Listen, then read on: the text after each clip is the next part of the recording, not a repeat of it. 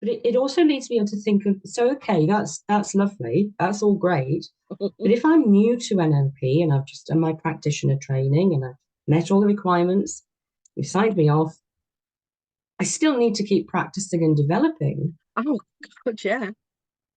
as we still do, even as trainers of this and having done it for years, there's still things, we want to practice, refresh, develop, use in a different way. How do we do that in a safe environment? Because Mm, we that's don't such a good really want to question. use people as guinea pigs, do we? No, they are humans after all. Yeah, safe. It's such a good question, though. How do you do it in a safe environment? And what's great is you can set up practice groups. There's loads and loads of practice groups that you can connect with no matter what training you're doing. You can always stay connected to the people you learned with. You can do, well, we have our boot camp. Yep. We've got a boot camp every month, so we do an NLP topic every month that people come along to. And practicing in a safe environment can also mean just practicing watching videos. When we learn language patterns, when we Mm. learn about physical rapport, when we learn about those kind of things, just observing can help you practice some of the knowledge that you've got. And assisting on trainings Yeah. is another great way of doing it. Whichever way you want to practice it, it'll be like passing your driving test and then not driving for 5 years and then being told, well, I'd like you to drive from Land's End to John O'Groats in a car you've never been in before. And, and expect you to be successful at it. No matter what you learn that's new, you always have to keep on Yeah. practicing. And I've kept in touch with the people that I've learned NLP with. I spend, as soon as I find somebody else that knows anything about NLP, I'll talk about it. And I practiced it on myself first. That's where Yes. I did it. I started with me first Yeah. so that I could use the techniques, use the language, use the way of thinking, really get it into my own personal muscle and realize the benefits of it. So I was the guinea pig for myself. Yeah. You know, that is the safest place, I think, Yeah. to I practice think I think NLP it is first. absolutely. I think that, well, all change comes from self, doesn't it? From Yeah. from noticing ourselves and increasing our awareness. And we start to see our own patterns, and then we can start to change those if it's going to be helpful to do so. So there is that element.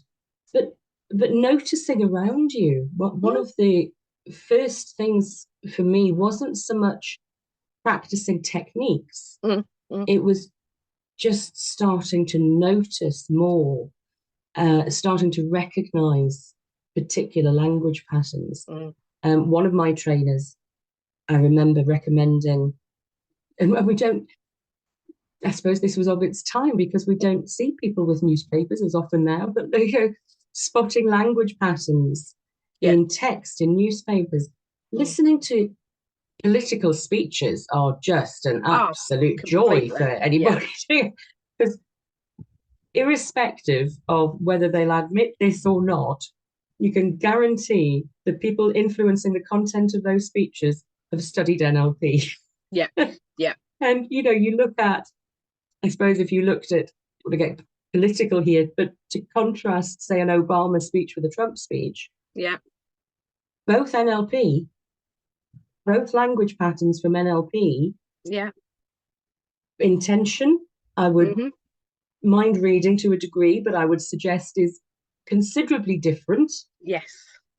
And that is one influence, is one manipulation. One may be strong influence, going to exert a really strong influence, Hmm. but it stays before the line. It doesn't cross over the line into manipulation. Yeah. And I'm not going to say which is which. I'll let anybody viewing or listening make up their own mind about that. But it's the examples are out there, and particularly with language patterns, I found that really helpful. Just take an article in a newspaper, or whether it's the actual paper itself. Because I love that because that was highlighters out and color coded. Not really. Well, I suppose you could on a screen to some degree, but it's not the same as holding a highlighter pen. Um, there's lots of examples out there. Your friends, your family, you start noticing. I would have the caveat to do that discreetly. Yes. Otherwise, you do get a "stop NLPing me" comments directed at you. Just saying. If you kind of reveal your intention if you start asking questions and maybe looking in a certain way, just listening, just literally listening to somebody talking and just noticing those patterns, noticing the kinds of things that they say. What we learn in NLP is that those patterns reveal other information. It's what we see, what we hear on the surface reveals a lot of what's gone on behind that, and just practicing and observing that doesn't mean to say that you can sit and listen to somebody and then have a conversation afterwards to say, well, I thought that you actually meant this, this, and this, you know. No. But the more the act of noticing and listening and watching means that you practice watching and listening and noticing, because that is one of the core skills for anybody that's using NLP at any point. And as a coach, I guess as a coach, we spend all our time listening. And any work with a client in that respect is those skills are invaluable. And it's when you start identifying those language patterns, it leaves a little trail of clues. And it's important not to mind read. Oh, well, they said this, so absolutely this means. No, we can't say that. Notice it. Notice the pattern. Notice what isn't being said. Which bits are being left out? Is there perhaps any evidence of any other filters that are going on? So it underpins so much in life, and not just in NLP, in so many other fields, that it's invaluable to just take the time to notice.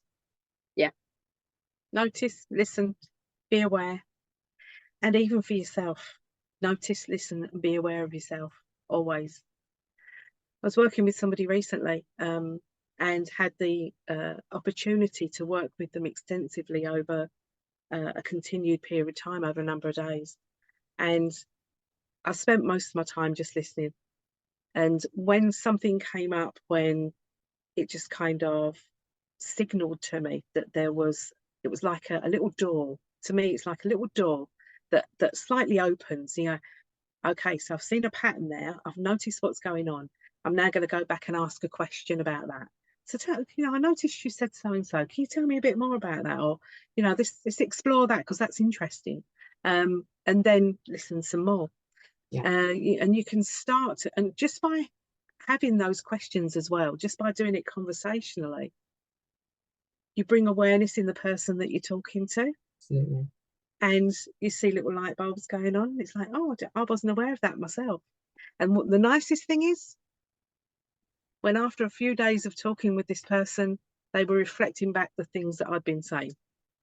It's just like you say, Jack, and I've been thinking about doing it like this, and now I'm doing that, and it's raising that awareness conversationally as well. The intent for me was to raise awareness, which was a purity of intent, and so that person can then go on and do more work on themselves. And that's a powerful gift to give someone, to enable them to notice more about themselves, to notice their own patterns. And you can't begin to make any changes without that initial step, can you? No. And you can't begin to see whether those changes are actually needed or are going to be helpful without that step.